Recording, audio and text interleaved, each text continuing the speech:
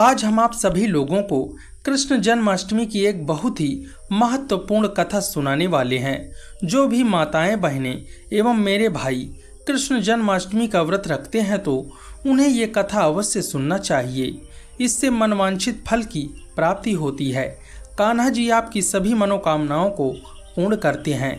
मित्रों, कृष्ण जन्माष्टमी का व्रत भाद्रपद की कृष्ण अष्टमी को मनाया जाता है और कृष्ण जन्माष्टमी को भगवान कृष्ण के जन्म उत्सव के रूप में मनाया जाता है।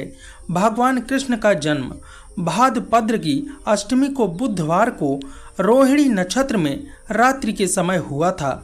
जन्माष्टमी का यह व्रत पूरे साल में रखे जाने वाले सबसे बड़ा व्रत माना जाता है।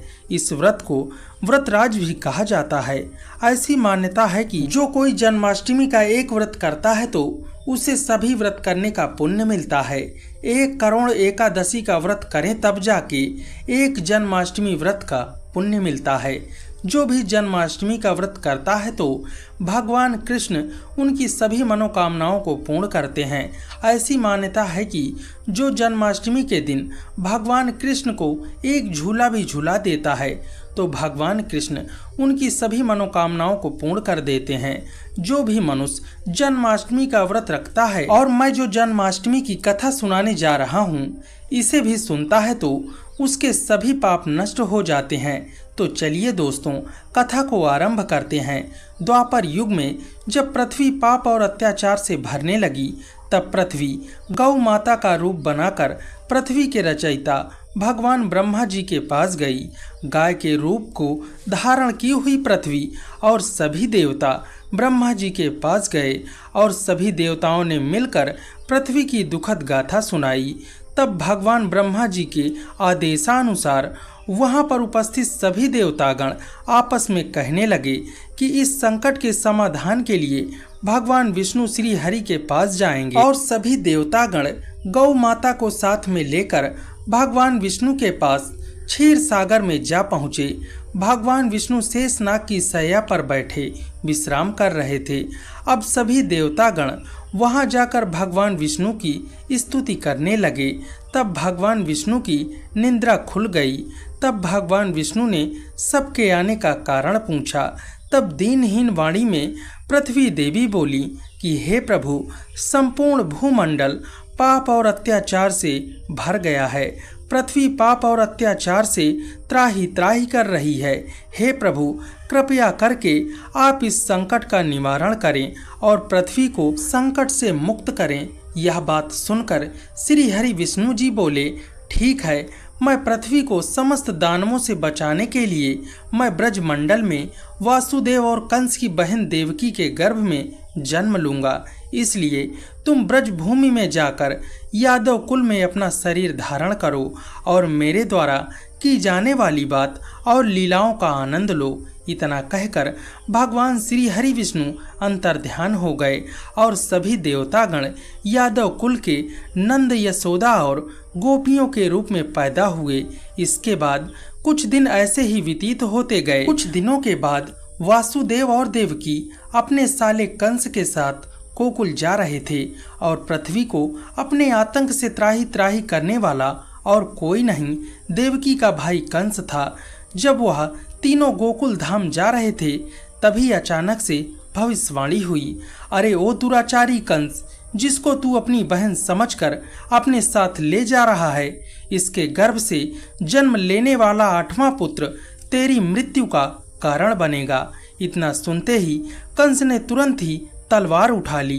तभी वासुदेव ने उसे पकड़ लिया और कंस से कहा, हे कंस, यह तो बेकसूर है, इसे मारना उचित नहीं है और तुम जैसे यशस्वी राजा को यह शोभा नहीं देता। इसलिए जब भी देवकी के गर्भ से किसी संतान का जन्म होगा तो उसके जन्म लेते ही मैं आपको मेरी सारी संतानें दे दूंगा।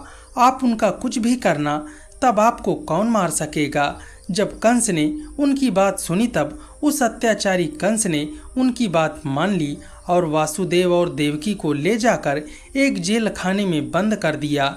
जब भी देवकी को कोई भी पुत्र होता था तब वह कंस उस पुत्र को मार देता था।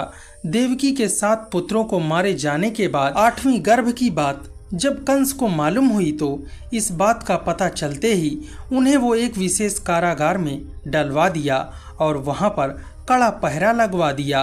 भाद्रपद की अष्टमी को अर्धरात्रि के समय पद्मधारी भगवान कृष्ण का जन्म हुआ। चारों ओर प्रकाश फैल गया।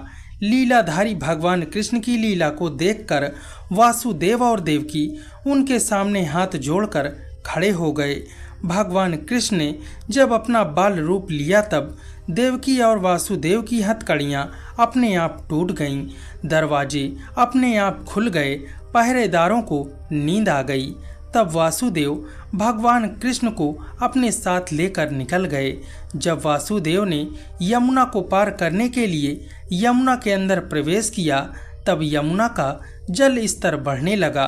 भगवान के चरण कमल को छूने को ललायित जब यमुना भगवान कृष्ण के पैरों को छूते ही उनके जल का स्तर बिल्कुल नीचे हो जाता है और बिल्कुल घट जाती हैं। वासुदेव पैदल ही यमुना को पार कर गए और गोकुल धाम पहुंच गए। वहां जाकर उन्होंने देखा कि एक दरवाजा खुला हुआ है।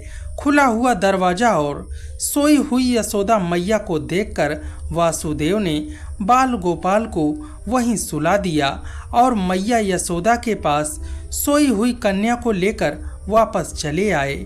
जब वासुदेव वापस कारागार में पहुंच गए तो उन्हें अपने आप ही बेड़ियां लग गईं और दरवाजे भी बंद हो गए।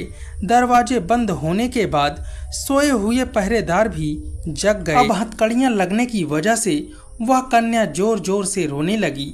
तब पहरेदारों ने कन्या की रोने की आवाज सुनकर कंस के पास खबर भिजवा दी कि देवकी की 8वीं संतान का जन्म हो चुका है। यह सुनकर कंस तुरंत ही देवकी और वासुदेव के पास आया और उस कन्या को हाथों में लेकर पत्थर पर पटकने वाला होता है। तभी वह कन्या हाथों से छूटकर साक्षात देवी के रूप में प्रकट हो गई और कहने लगी, अरे दुराचारी कंस, तुम्हें मारने वाला तो पहले ही गोकुल में पैदा हो चुका है, अब तुम्हारा वही वध करेगा। तब भगवान कृष्ण ने आकासुर और कंस जैसे राक्षसों का वध करके पृथ्वी देवी और अपने भक्तों की रक्षा की। तो बोलिए कृष्ण भगवान की जय। तो मित्रों, कहानी कैसी लगी आपको हमें ज़रूर बताइएगा। वीडियो पसंद आई हो तो प्लीज़ वीडियो को एक लाइक ज़रूर कीजिएगा और कमेंट बॉक्स में जय श्री कृष्ण जय श्री राधे ज़रूर लिखिएगा। धन्यवाद।